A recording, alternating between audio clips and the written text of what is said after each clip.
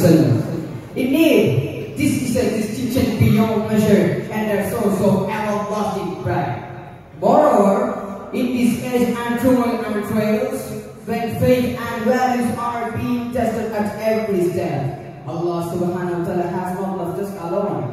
Rather, He has blessed us with the means to acquire true knowledge of Deen, the path of self-reformation, and the spiritual nearness to Allah subhanahu wa ta'ala.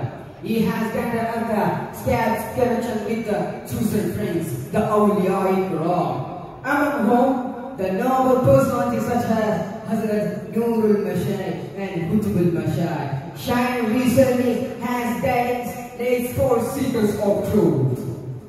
Above all, it is a matter of immense fortune that Allah subhanahu wa ta'ala granted us the companionship and guidance of our and discipline both and inner and outer states of a believer.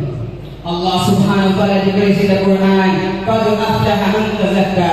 Indeed, successful is the one who purifies himself.